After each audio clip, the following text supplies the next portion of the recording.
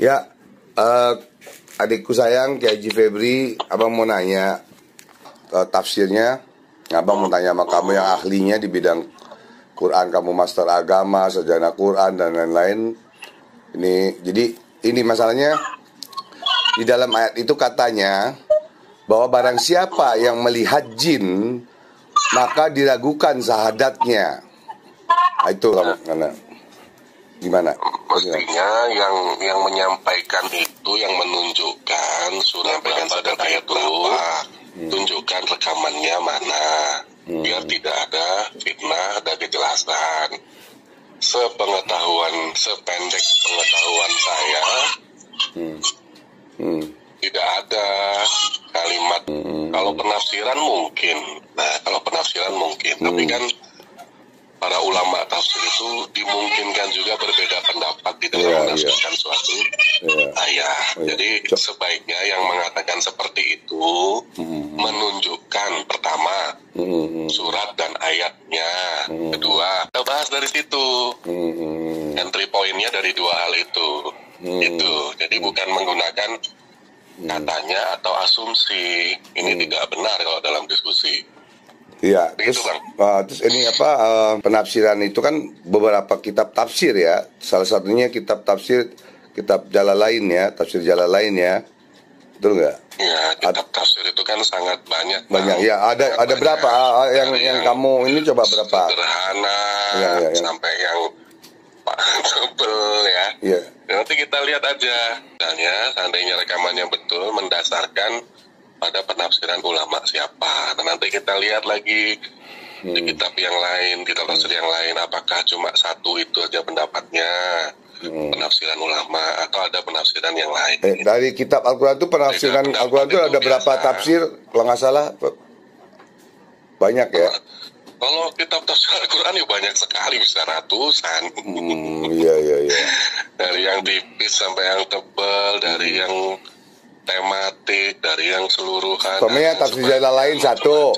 Yang kamu tahu sebenarnya tafsir Jalalain satu. Tafsir apa lagi tuh? Kalau yang sering dipakai kan misalnya kalau yang datar ada tafsir Jalalain. Ya, terus kemudian ada nanti tafsir Ibnu Katsir misalnya. Iya. Atau ada juga misalnya sebelum itu Sofwatut Tafasir Imam As-Sawuni itu. Dan masih banyak lagi, walaupun lagi tafsir Al-Qurtubi, macam-macam lah. Banyak. Iya.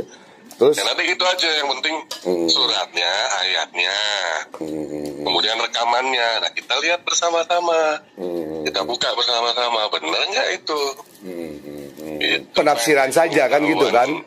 Pengetahuan Febri tidak ada yang kalimat seperti itu, makanya saya minta yang mana suratnya dan ayat yang mengatakan melihat jin itu diragukan kesaksiannya.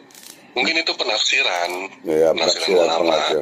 Dan penafsiran ulama sesama ulama tafsir itu bisa berbeda. Gitu bang ya. Terus kalau menurut kamu nih sebagai seorang ulama ya, kalau dari tafsiran kamu lah ya, sebagai adik abang nih ya, yang memang bidangnya lain ya, abang bidang spiritual, bidang pengtabib ya kan, kamu di bidang agama ya dan lain-lain. Kalau seseorang itu siapapun orangnya, mau anak kecil mau anak besar, melihat jin tiba-tiba dia itu benar atau tidak gitu loh. Kan ada surat Al-Jin tuh, ya kan, dalam surat Al-Jin banyak menjelaskan, ya kan. Nah, dalam Al-Quran itu dijelas-jelas kan, nah, dan lain-lain kan. Percuma juga kalau kita ada satu ulama, guru ngaji abang, kalau kita melihat jin atau apa, kita baca ayat ini aja, seandainya a'udzubillahi minasyaitonirrajim, itu juga kalau kita yakin bisa mengusir kan gitu istilahnya. Nah, kalau pendapat kamu itu benar gak orang tuh pernah melihat jin secara langsung, bukan sugesti, bukan halu, kan ada yang halusinasi, ada sugesti, ada yang parno, ya kan, dalam bahasa psikologis ya, dokter. Tapi kalau dalam kenyataan manusia itu sendiri, dia dalam keadaan sadar tidak ini, Itu benar ada atau tidak kalau menurut kamu? Ya kalau menurut Febri mungkin saja seseorang itu bisa melihat ya, bisa melihat, tidak harus tadi misalnya paranoid dan sebagainya, mungkin saja. Karena kalau kita lihat ketika mungkin ada riwayat-riwayat begitu. Ya Rasulullah, benar. Allah ya, tentang hadis yang ayat kursi itu kan. Iya. Seorang sahabat melihat bagaimana jin itu kan. Iya. Kemudian diajarkan untuk oleh jin itu bacalah ayat ini gitu kan, agar jin itu tidak melakukan kalau tidak salah pencurian kan. Walaupun ada juga perspektif lain, orang yang bisa melihat jin itu berarti di tubuhnya ada jin, mungkin saja juga. Jadi masing-masing ada kemungkinan lah kan begitu. Iya. Masing-masing ada kemungkinan. Rasulullah Muhammad SAW punya murid jin ya kan. Iya. Nabi Muhammad mempunyai murid jin ya. Juga ada yang Muslim ya kan. Muslim. Dan ketika mengaji kan juga melihat. Betul. Terus kalau misalnya kita bahas lagi ke persoalan fikih lebih jauh, menikah dengan jin itu ulama mazhab berbeda pendapat kan begitu. Bukan itu intinya. Intinya adalah ketika misalnya dalam persoalan menikah tadi ya, berarti kan ulama yang membolehkan itu berpersepsi bahwa manusia bisa melihat kan. Bagaimana mungkin bisa menikah tanpa melihat jinnya kan gitu. Iya. Jadi kalau untuk melihat loh ya. Ini kita lagi ngebahas melihat kan. Perspektifnya seperti itu. Saya memahami begitu bahwa mungkin saja seseorang melihat begitu ya. Entah itu di dalam dirinya ada atau tidak, jin itu mungkin saja untuk melihat. Wallahu a'lam bishawab. Iya, jadi gitu, makanya kan ada masjid jin ya di Mekah itu, ya kan? Kalau tidak salah, yang abang ketahui dari dulu bahwa ada satu jin yang mendengar Rasulullah SAW membaca Al-Quran, sehingga jin ini tertariklah dengan suara Nabi Muhammad SAW yang begitu bagus, merdu dan lain-lain lah, ya, sehingga tertariklah masuk Islam, sehingga diislamkan oleh Rasulullah. Maka di sini ada jin Muslim dan jin kafir, kan begitu? Itu benar nggak, Pak? Gitu, Pak?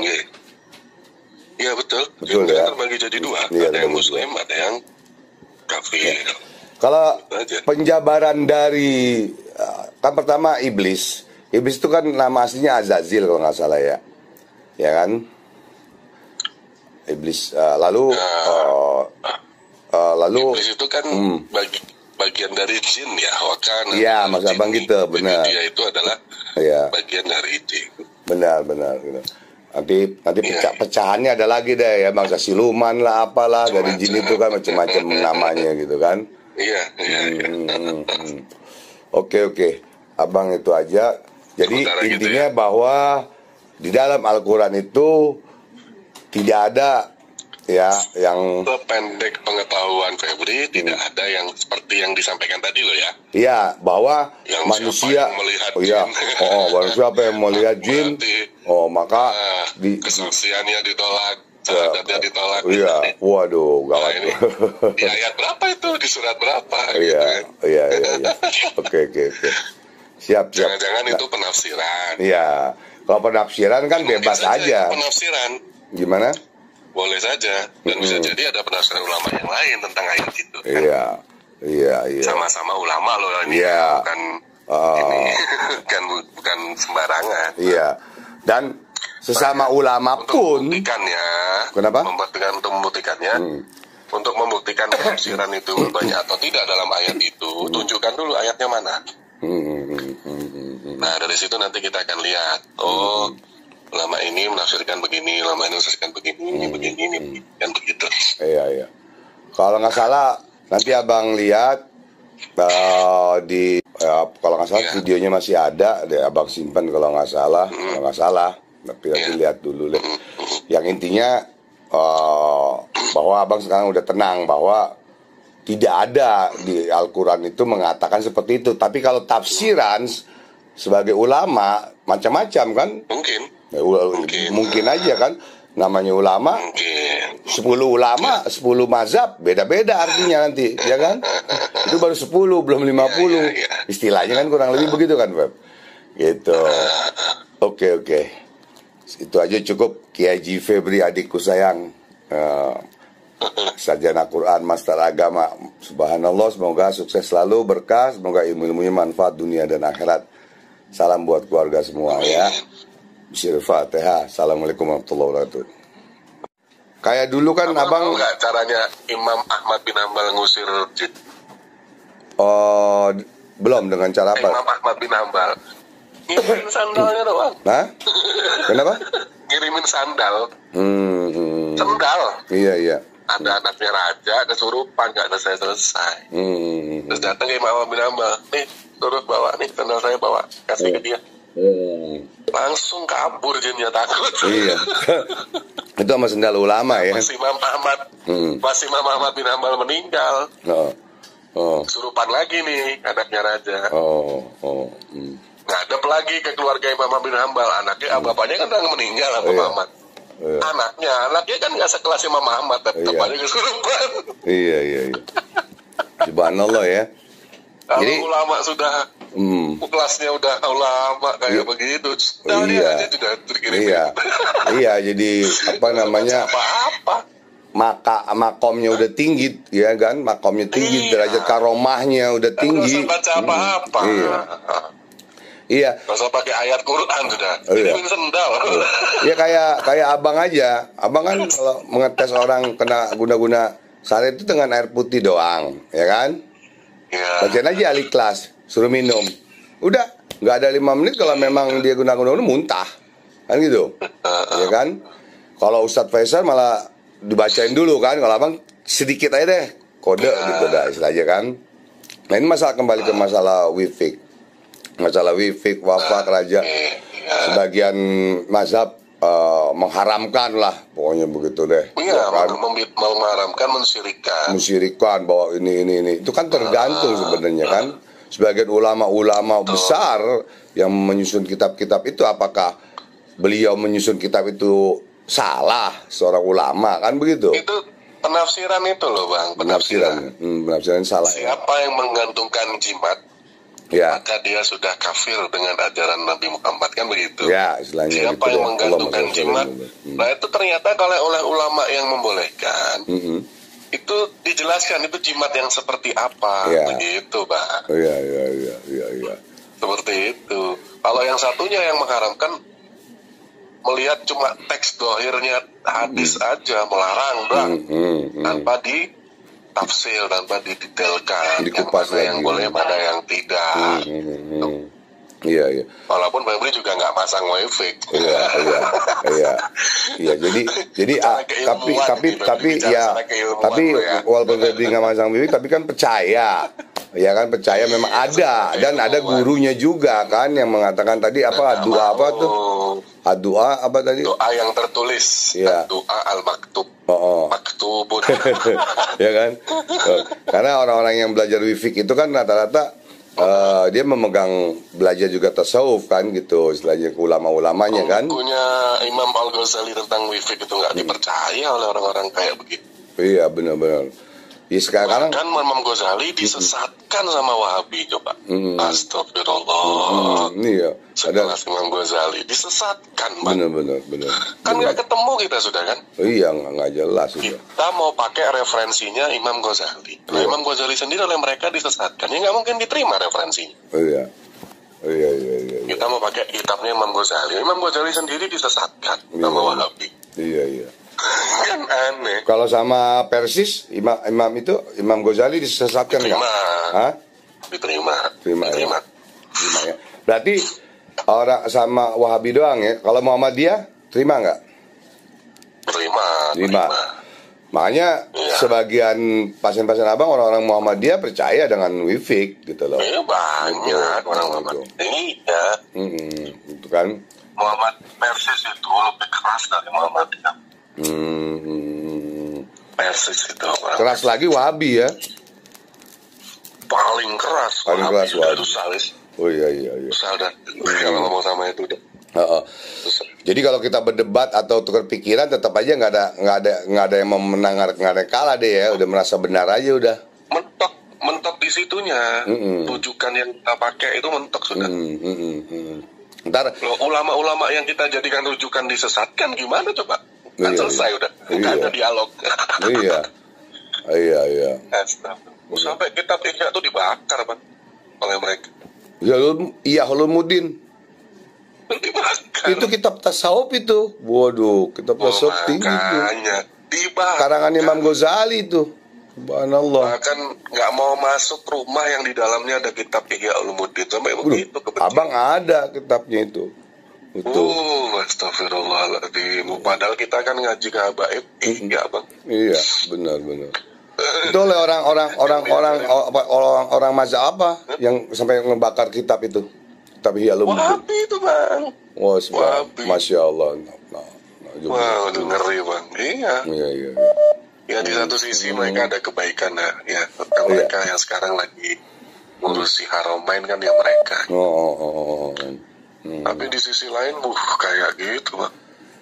Iya, jadi yang istilahnya gini, Pak.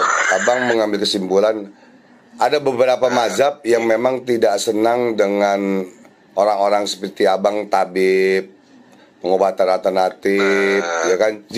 Sekarang begini Bang. Jadi kan gini, contohnya deh. Seperti abang ini kan macam-macam Bang. Iya. Abang kena getahnya kalau misalnya yang tabib-tabib itu pembohong, betul, penipu, nggak berguru, cabul dan betul. Ya sekarang abang menunjukkan aja bahwa yang abang kerjakan ini ada gurunya, ada sanadnya, ada kitabnya. Benar, ada sanadnya, benar. Selesai. Betul. Nah, tapi ada seseorang yang menyamaratakan. Kan? Itu yang bahaya kan, ada seseorang yang menyamaratakan, ya kan, bahwa yang orang ahli wifik, ahli hikmah, ya kan, itu salah, sesat, ya kan, gara-gara satu orang, dua orang, kan begitu jeleknya kan di situ, karena kebodohan dia sebetulnya kan, menyamaratakan, bukan oknum, mengatakan oknum, kan begitu, ya kan, ya karena kurang baca Bang, kurang mengaji dan mengkaji, kurang belajar ya. Betul, kurang baca. Kalau bacanya sedikit ya udah sampai situ aja. Kayak di Malang ini ada Ustadz Wahabi Bang. Tapi dia ini bijak orangnya. Namanya Ustadz Abdullah Al-Hadromi, Arab. Alumni sana Saudi. Kalau ditanya masalah problem fikih, dia jawabnya, ini sepengetahuan saya dari kitab yang saya baca dan dari guru-guru saya di Madinah. Mungkin saja ada jawaban lain dari kitab lain dan guru-guru yang lain di daerah timur, Mesir atau Yaman. Dia bilang gitu. Ini sepengetahuan saya. Dia merendah ya. Dibenci sama orang Wahabi itu Bang. Dibenci sama orang Wahabi karena dia bertobat itu. Padahal dari Wahabi bertobat dan dibenci lah oleh orang Wahabi juga gitu ya. Ya, bertobatnya sebenarnya bertobat dari ininya, Pak, dari menjelek-jelekannya. Dia nggak mau menjelekkan orang lah istilahnya. Dia nggak mau mengkafirkan orang lah kan gitu. Banyak baca, banyak bergaul ya kan. Baru sadar dia kan. Oh iya. Ada rujukan lain, ada guru lain, ada sumber lain, kan begitu Pak. Akhirnya dia bersikap seperti itu. Ukhuwah jadi disenangi di Malang. Jadi dia menjalin ukhuwah dengan umat Islam yang lain. Iya. Kan gitu Pak. Kalau Kiai NU yang sudah Kiai Muhammadiyah yang Kiai, kalau ketemu ya ketawa-ketawa Pak. Iya, nggak pada ribut. Yang bawah-bawah depan. Yang bawah-bawah yang malah ini. Iya. Astagfirullah. Sama kayak masalah ini. Apalagi kan dia cari duit pesulap merah Pak. Iya. Kalau dia posisinya berubah, kan followernya berkurang Bang. Iya, betul. Dia followernya tinggi karena sikapnya yang menentang perdukunan. Iya. oke lah, boleh. Abang juga setuju. Kesalahan dia memasukkan abang di situ, di musuh dia sebagai musuh tanda kutip. Iya, betul. Padahal abang ini lain gitu kan ya. Betul. Jadi dia ditambah lagi di dalam kontennya tidak mengatakan oknum, kan gitu. Iya, jadi dia menyamaratakan gitu loh, ya kan? Betul, tidak memana tabib yang ilmunya hitam, yang sesat, yang gurunya nggak jelas, mana yang betul-betul dari habib, dari ulama. Iya betul, sanat-sanatnya. Kalau abang kan ada sanatnya semua, abang ada sanatnya semua, kan kamu tahu sendiri, gitu kan? Itu waktu kamu seperti itu. Waktu kamu masih kuliah, masih apa kan, sanat-sanat abang kan, gitu. Abang suka jelaskan juga di YouTube nih, guru saya ini. Nah cuma ini bang, nah yang diajarkan oleh guru abang itu misalnya A kan, A misalnya A. Ya, abang yang harus konsisten A ini kan begitu. Betul. Nggak boleh abang melakukan B lalu mengatakan ini ajaran guru saya, padahal guru abang A bukan B kan begitu. Paham. Kadang ada yang begitu kan bang. Banyak yang begitu. Hanya menyandarkan habaib sebagai gurunya, tapi perilaku pengobatannya tidak seperti gurunya. Kan begitu bang. Iya, itulah yang kita sebagai guru mengajar, sebagai abang sekarang mengajarkan spiritual, tabib, istilahnya pengobatan, nah sama dia disalahgunakan kan gitu, istilahnya kan. Itu lagi. Dia keluar jalur dari abang kan gitu, Pak. Gitu istilahnya kan. Akhirnya keluarlah jadi jelek kan begitu. Ini kapan hari Febri dengarkan ceramahnya Habib Ali Al-Jufri ya di Yaman di YouTube. Ketika dia tanya gimana cara bertemu Rasulullah kan gitu, ya dia jelaskan beberapa syaratnya. Itu komentarnya orang-orang Wahabi ngeri di situ. Astagfirullah. Iya. Dasar tukang dongeng katanya begitu. Allahu Akbar. Padahal nggak ada adab. Yang nggak ada adab, dia berarti nggak ngaji kitab Talimut Ta'alim berarti. Itu duriannya Rasul. Iya, jurat Rasul lagi. Yang dia sampaikan menurut tapi ada yang salah. Iya. Yang pertama katanya perbanyak sholawat. Betul. Berapa? Betul. Kata banyak ini berapa? Dia mengutip seorang imam, pengarang kitab fikih apa, lebih lupa itu. 300 minimal gitu. Banyak itu 300 sehari gitu. Terus yang kedua, Anda harus mengikuti tindak tanduk Rasulullah dan seterusnya. Yang benar itu. Iya. Itu komentarnya dasar tukang dongeng sufi. Nggak ketemu bang kalau sama mereka bang. Iya, nggak ketemu ya biar abang sekarang yakin abang punya guru kan gitu. Punya sanad, punya kitab. Iya. Terus yang abang lakukan sesuai dengan petunjuk guru selesai. Iya. Kalau diladenin kita sama-sama, kalau diladenin sama-sama bodoh, sama jadi ketularan gobloknya ya. Pak, bener kata Limbat itu, bener kata Limbat, abang udah jenderal, udah di kopral. Iya bener. Masa jenderal nangkepin pencopet, suruh aja anak buah, jangan jenderalnya kan gitu ya. Mestinya gitu, yang turun anak buah abang, yang anak. Bener. Mestinya begitu. Iya. Nah sekarang abang tunjukin aja di video-videonya abang yang tadi itu bahwa itu bersabda kayak tadi itu misalnya tipuan telur ya kan, itu bagus kan. Iya. Oke deh. Sama-sama cari duit kan ini bang. Iya. Ujungnya kan duit. Masih yang Marvel kan cari duit ya. Iya betul.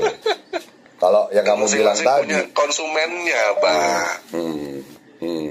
Konsumennya Marvel ya ada, konsumennya Abang ya ada ya. Iya. Rezeki nggak ketukar ya.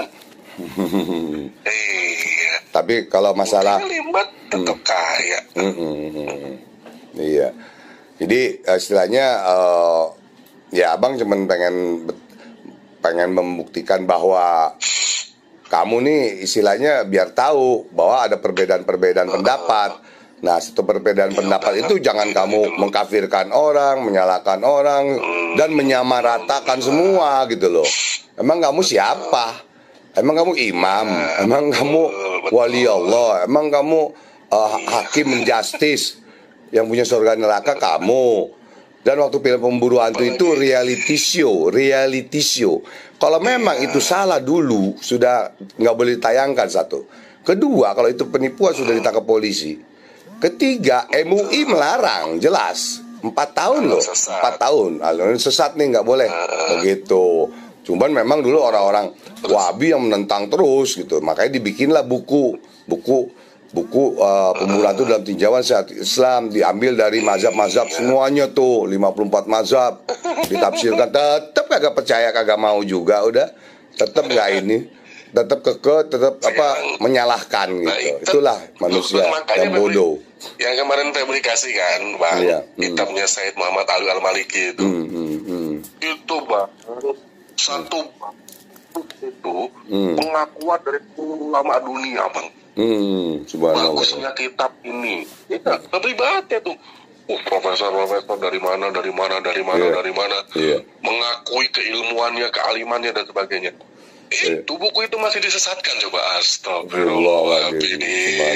Pokoknya kalau nggak ikut dia salah, udah selesai kan. Jadi berarti kita kalau nggak masuk, terus kita mau diskusi gimana kalau kayak gitu, Bang? Nggak bisa. Ya sudah lana amaluna walakum amalukum. Iya, benar. Lana amaluna bagi kami amal kami, walakum amalukum bagi kalian amal kalian. Ya sudah. Iya. Nggak ketemu. Iya. Sekelas Said Muhammad Ali Al-Maliki aja disesat-sesatkan. Betul. Itu mau digantung loh itu, Bang. Jadi waktu itu guru Febri itu memperkenalkan kitab itu di pengajian. Ingat Febri? Yang mau digantung siapa, Pak? Saya cari Said Muhammad. Sama? Febri sama Wahabi waktu itu. Di mana? Di Jakarta atau di Saudi? Oh, Saudi ya. Terus Said Muhammad Al-Maliki itu kan ulama Saudi, Pak. Oh. Iya. Dia tapi nasabnya ke Hasan, bukan ke Husain. Oh, Sayyidina Hasan, ya cucu Rasulullah. Makanya Sayyid. Sayyid kan bukan Habib, Sayyid. Iya. Itu dia dianggap sesat kan, Bang? Iya. Kan majelisnya kan suka ngadain maulid Nabi. Iya, betul. Mau digantung, tapi dia disuruh bikin pembelaan diri. Oh, iya. Nulislah beliau kitab yang Febri kemarin kirim itu fotonya. Iya. Di sidang kalah sudah yang lain, nggak jadi, Bang. Oh, subhanallah. Iya, Allah Maha tahu kan, Allah Maha kuat, Allah Maha adil. Ulama hadis, Bang, yang itu sanadnya dari bapaknya, dari kakeknya, terus ke atas sampai Rasulullah. Iya. Disalahin ya, subhanallah. Enggak, bukan ulama kacang kan? Iya. Bukan ulama abal-abal ya. Itu disalahin, Bang. Ulama kayak gitu tuh Masya Allah, kitabnya disesat-sesatkan, coba. Apalagi kayak awak-awak begini. Iya. Begitu, apalagi makanya ini anak kecil ini, nggak mengaji dan mengkaji dengan guru agama. Nanti batunya itu, Bang. Iya. Tunggu aja. Benar. Tunggu aja. Kalau dia semakin sombong nanti kena batu. Betul. Itu janjinya Allah, sebab janjinya Allah. Nanti kena batu. Ya mutakabir yang maha sombong hanya Allah. Apa berpengaruh ke abang kan? Terlalu berpengaruh kan? Iya. Cuekin aja lah, ngurusin kayak gitu, bikin pusing. Iya. Kita mendingan ngurusin pasien yang ngajar, yang solawat dan lain, istiqomah aja. Iya. Gitu. Menjalanin apa yang dulu diajarkan guru-guru kita. Abang bersyukur sekali itu gurunya Bapak-Bapak awal. Febri kalau baca itu, ya Allah udah pada meninggal, Bapak Ibu itu ya. Ya ada satu Habib Muhammad, Habib Ahmad bin Muhammad Al-Atos masih ada di guru abang di Kalibata yang membuka kitab-kitab abang belajar sama beliau, membedah kitab Imam Ghazali, ya kan, kitab Wifik Imam Ghazali dan lain-lain. Itu kan tokoh-tokoh Habaib itu kan munculnya tahun 80-an di Jakarta. Iya, betul. Betul. Mereka orang, waduh ya Allah. Alhamdulillah Feb masih hidup beliau. Wow, sekarang juga beliau buka pengobatan. Subhanallah, maka itu doang yang tinggal, yang lain pada udah wafat gitu. Tapi bersanad abang kan. Iya. Baru dia ngaku itu setelah itu. Iya, subhanallah. Kemarin Febri habis umroh ke sana. Iya. Dipeluk, dicium, nangis berdua itu udah kayak gitu. Ya kayak guru abang yang mengajarkan dari kitab Sabil Muhtadin, ya kan? Dia itu kan yang Habib Muhammad, kakaknya Habib Ahmad, Habib Abdullah bin Muhammad Al-Atos, cucu dari Keramat Empang Bogor, Habib Abdullah bin Husin Al-Atos. Coba bayangin tuh guru abang yang mengijazahkan. Sampai beliau wafatnya berapa tahun abang mengabdi kan, beliau pengobatan, ya kan, beliau kadang bisa bicara dengan jin, orang pada bingung. Makanya ulama habaib yang tua-tua dulu kalau tiap malam Senin mengajinya hadirnya di situ di Bekasi Rawa Panjang bebarengan. Nah abang mijitin gitu kan, disuruh mijitin guru-guru gitu.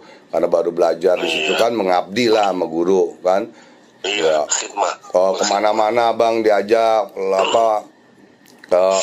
misalnya ada maulid, ada haul, ada nisfus Sya'ban, keliling tuh abang diajak dari Jakarta sampai ke Malang, Darul Hadis Malang, ada Abdullah Barfakir Malang, keliling abang tuh dari Tegal, Semarang, Cirebon gitu sampai Mursyid Al Habib Cirebon itu Habib Umar bin Yahya Pamuragan Cirebon tuh. Itu kan torikonya Alawiyah bang ya. Ada Alawin, ada Alawin atau Alawiyah, ada juga diganti nama sendiri boleh. Istilahnya toriko Sadatain kayak Al Habib Umar bin Yahya Pamuragan Cirebon, Web. Itu abang mijitin itu. Abang mijitin. Yang sering dibaca Ratibul Haddad ya. Ada Ratibul Haddad, ada ini Syekh Abdul Qadir Al-Jailani juga ada, Feb. Iya. Ya, kayak Abah Anom kan Syekh Abdul Qadir Al-Jailani kan, ini kitabnya istilahnya wiritannya Syekh Abdul Qadir Jailani lah gitu. Macam-macam kan, ada Thariqah Naqsabandiyah, Qadariyah, Jalaluddin Rumi, ya kan, macam-macam kan. Abang gitu. Selain forum sholawat bang, kalau misalnya bisa ngundang Ustadz yang karena ngajar sulam atau safina gitu bang. Abang kan kemarin kan gini, Feb, ini kan baru abang buka lagi 2017 kan, tahun 95